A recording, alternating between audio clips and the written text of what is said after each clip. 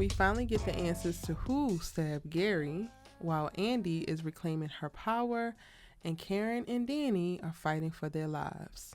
What's good, y'all? It's your guest, Sister Erica Vane, coming to you right here on Erica Vane TV with another Sistas video. And in this one, we are breaking down Season 8, Episode 12, the Synopsis. If you would like to read any of the synopses that are available currently for this season, you can go over to ericavane.com, linked in the description box down below. But without further ado, we're going to go ahead and read it for you right now.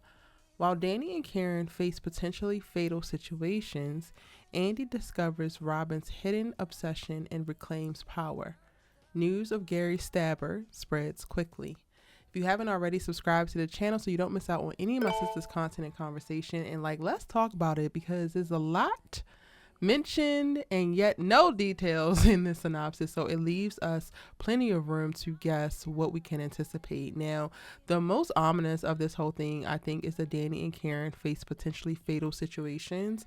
For Karen, I think it's a little bit easier to grasp what that potentially could be if she goes into early labor. We know that in the US, Black women are more susceptible to fetal mortality, right?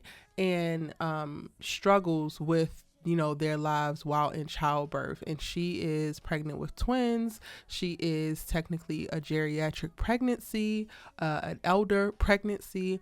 So there's tons and tons and tons of risks that are involved with her bringing these children into the world. So I would not be surprised if we got to see her start to go into labor, or maybe go into early labor, and that is the potential fatal situation that she's actually experiencing. Now, when it comes to Danni, I'm not sure what that could be. This could be something like she's at the grocery store and there's someone trying to rob it, or there's a bomb. It could literally be anything. So I would love for y'all to tell me in the comment section down below, what do you think this particular part of the synopsis actually means?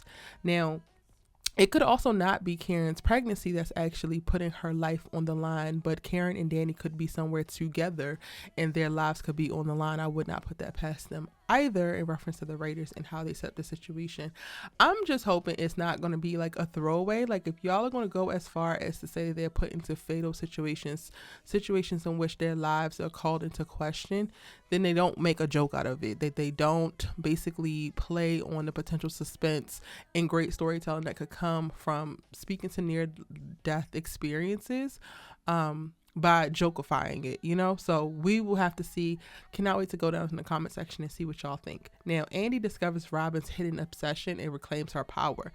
This is interesting to me, because is Robin actually obsessed with Andi?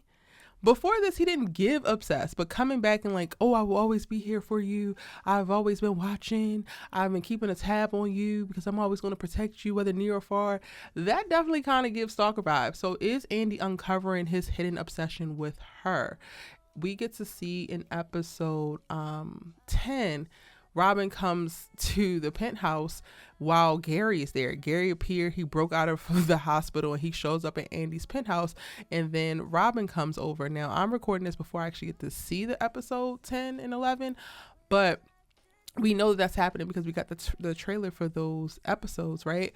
So there's a moment where Gary and Robin have a confrontation, or at least have a conversation with Andi present.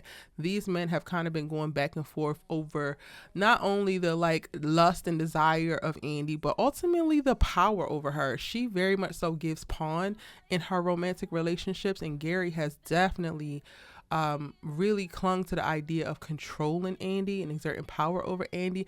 And maybe Robin is doing that, or wants to do that too, but just in a less toxic, less harmful, less violent way. And this is something that maybe Andi actually clocks and decides that she's no longer going to, put herself in a position to be used in that way or to be manipulated in that way. And I think that that's what that means in reference to reclaiming her power. She might still retain Robin as her attorney on record as they fight, this whole who did it thing, which we get to see that we actually find out who actually did it. So maybe the charges against her are dropped, so she doesn't actually need Robin anymore in this regard. But I think that if there's still some type of speculation in this episode, she reclaims her power by setting clear boundaries, by letting Robin know they're not going to go anywhere romantically, that what he might be hoping for, he is not going to get, and she's standing on that. And that is one of the easiest and quickest ways that she can start to reclaim her power within this circumstance. Now, the episodes prior to this and the synopsis that those have, it talks about how Andi goes back to work even though Robin tells her not to. And then the partners basically send her home and rescind the offer for her to be managing partner. So she basically loses the potential promotion that she never really got to walk into. And that's all before this episode happened. So I'm also wondering if her reclaiming her power might look like her shopping herself to other law firms because she feels like she was unrightfully punished by this particular law firm, and she feels uncomfortable working with Robin, especially now that she knows like he's super obsessed with her, and she doesn't want to engage with him in that way. That could again also be a way that she reclaims her power. Now the last part of this says, news of Gary Stabber spreads quickly, and I cannot wait to see who this actually was, because between Penelope having PTSD and blacking out, not knowing if she did it, and she was actually at the wedding and nobody knew, Tamara popping up at the hospital and we can't figure out why she's creating more doubt and putting herself in the conversation just by popping up when she could literally just stay gone if she did it.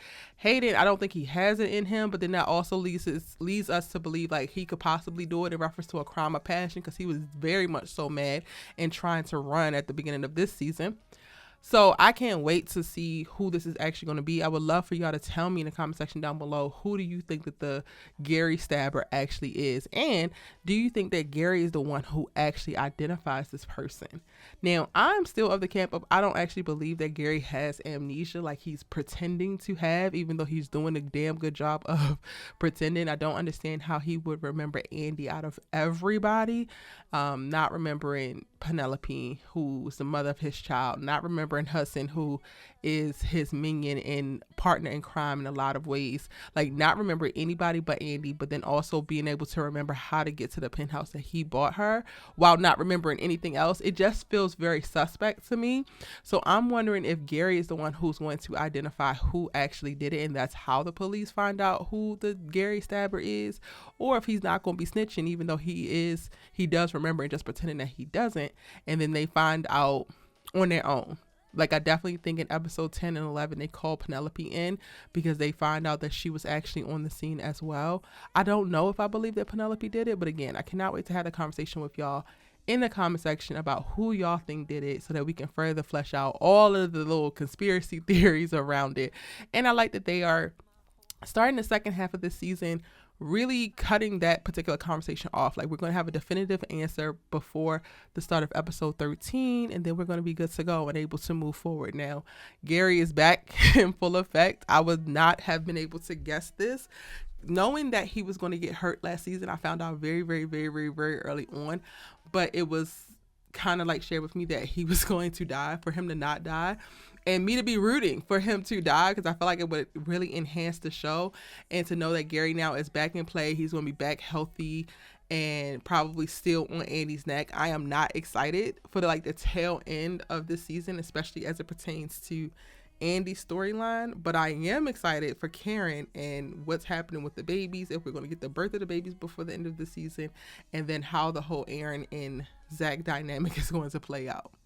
But again, let me know your thoughts in the comment section down below. It's your good sis, you Let Us Talk TV with.